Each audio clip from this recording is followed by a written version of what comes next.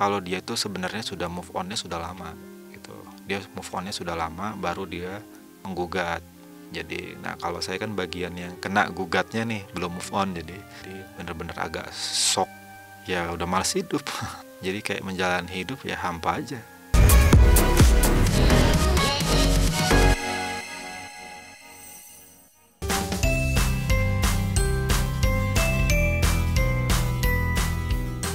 Pemirsa Silet RCTI, kehidupan aktris peran Feby Marcelia belakangan mencuri perhatian publik.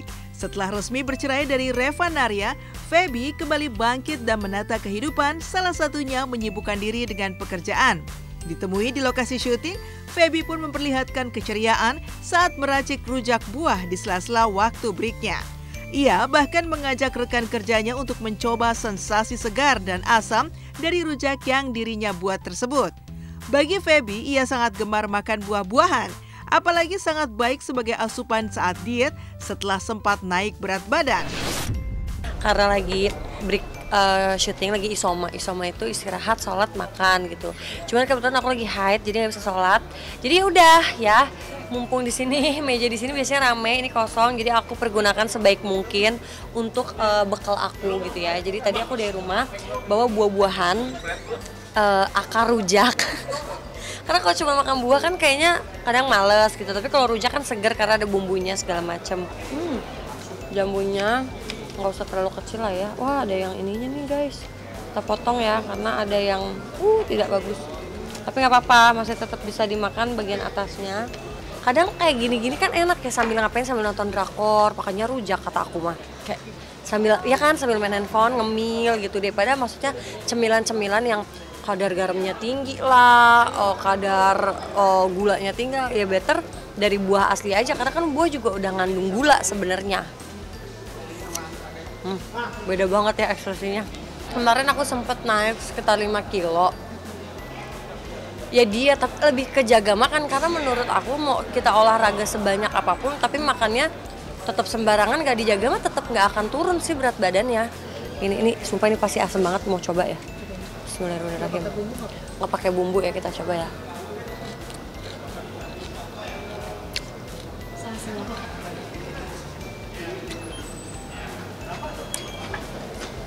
Terima kasih. Ya rujak. Nih tapi ambil yang ini. Yang ini kenapa ini. tuh? Dondong.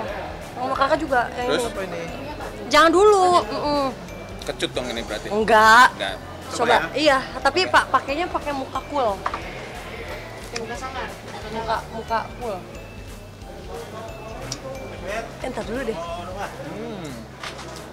Enggak gitu sumpah. Tadi aku keaseman. Ya? Katanya muka cool. Mau seasem apa juga kita tahan. Padahal nahan.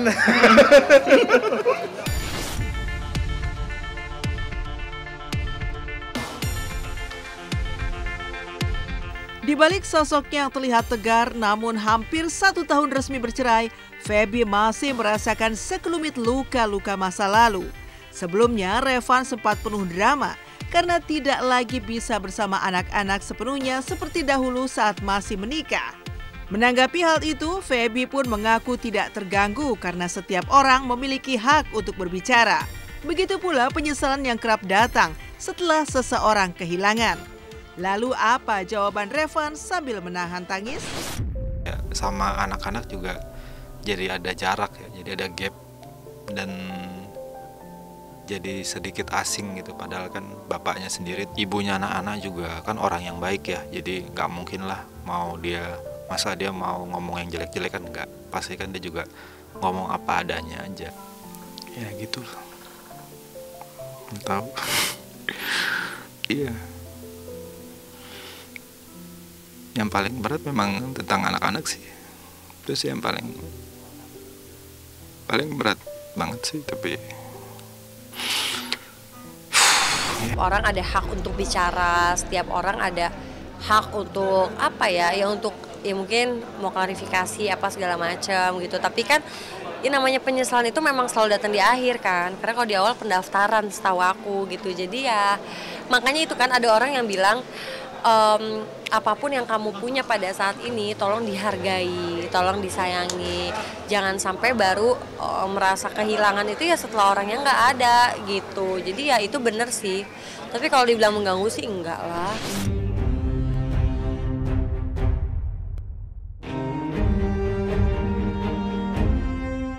Secara belak-belakan, Feby mengaku bahwa keputusan untuk berpisah sudah ia pikirkan sebelum menggugat ke pengadilan agama kala itu. Karena itulah, ia bisa cukup tegar saat menghadapi proses perceraiannya. Di sisi lain, Revan mengaku dirinya sangat hancur, bahkan sempat memiliki niat untuk mengakhiri hidup. Ia sempat ke psikolog dan merasa bahwa rujuk menjadi pengobat keadaannya, namun Feby memilih untuk tidak lagi kembali. Ia bahkan dikabarkan sudah memiliki kekasih baru setelah bercerai. Pas bulan-bulan awal sih, apalagi waktu itu pas masih di Bali, berasa banget. Kadang-kadang diam-diam juga nangis sendiri gitu.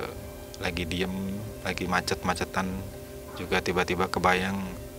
Waktu itu sempat kita ngobrol ya, jadi menurut dia kalau dia itu sebenarnya sudah move on-nya sudah lama gitu. Dia move on-nya sudah lama baru dia menggugat. Jadi nah kalau saya kan bagian yang kena gugatnya nih, belum move on, jadi bener-bener agak shock. Ya udah malas hidup. Jadi kayak menjalani hidup ya hampa aja. Pikiran juga sih. Kayak wah, ada truk tuh, oke juga gitu. Oh, sampai sekarang juga masih kok. Wah, jembatannya tinggi juga, boleh nih. Pastinya, kalau ada yang lebih baik dari kita ya kenapa enggak? Ya kita ikhlas aja. Setelah melepaskan ya runtuh lah semuanya. Cuman kan kita mau bisa apa? Ketika orang yang kita inginkan untuk bersama dia udah nggak mau lagi, mau gimana? Mau guling-guling, mau jungkir balik juga orangnya udah nggak mau gimana? Bukan cepet move on sih, karena proses itu tadi yang aku bilang, karena bukan dadakan. Karena udah, aku tuh bisa setahun 2 tahun gitu. Jadi udah selama itu, jadi pada saat mengambil keputusan memang udah siap. Yang jangan sampai setelah aku ambil keputusan malah nyesel, malah nangis gitu. Nah itu kan nggak baik.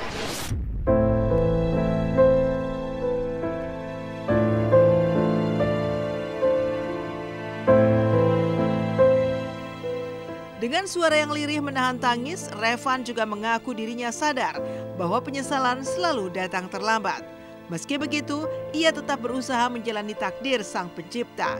Sebagai pelipur lara di hati, Revan kini menyibukkan diri dengan menuangkan perasaan lewat musik. Dirinya berandai jika bisa memutar waktu, akan berusaha lebih keras menjadi suami dan ayah yang lebih baik. Dirinya juga tengah berjuang untuk mewujudkan mimpi anak-anak memiliki rumah dengan kolam renang. Lalu, bagaimana dengan Feby yang juga sedih jika terkait tentang anak-anak? Tapi sekarang sejauh mentari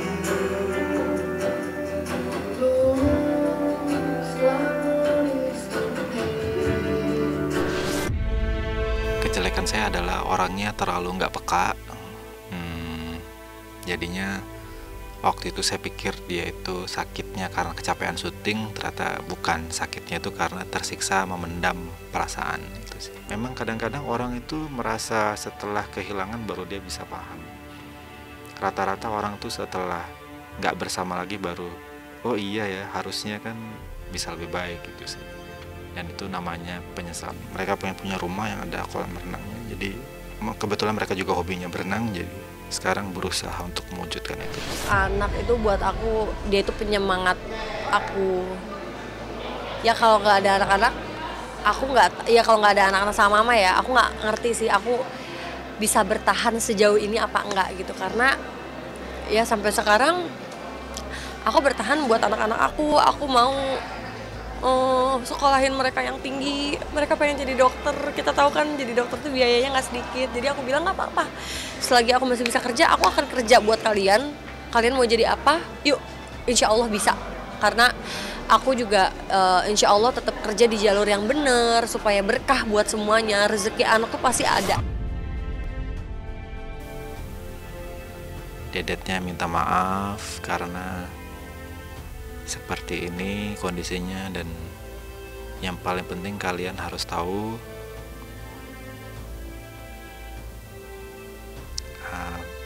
kalau perlu bapaknya pasti ada. Itu aja sih.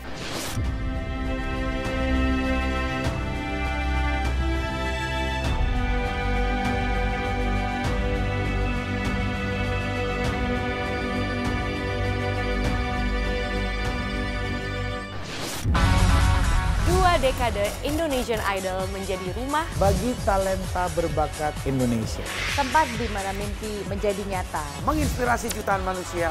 untuk terus berkarya.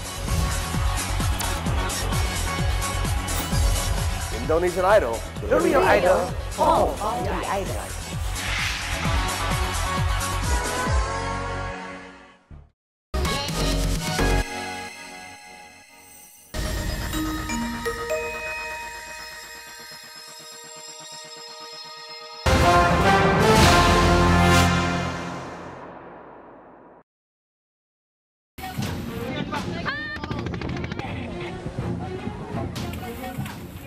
Ratusan penumpang kapal Sabung Nusantara ini satu persatu dievakuasi menggunakan kapal nelayan.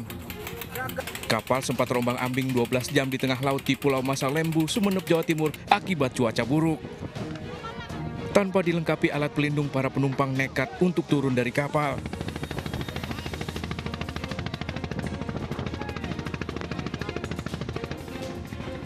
Kapal berlayar dari Pelabuhan Kaliangat, Sumeneb Sabtu pagi dan terjadwal bersandar di Pelabuhan Masalembu Sabtu malam. Namun akibat cuaca buruk, gelombang tinggi dan angin kencang membuat kapal harus berlindung.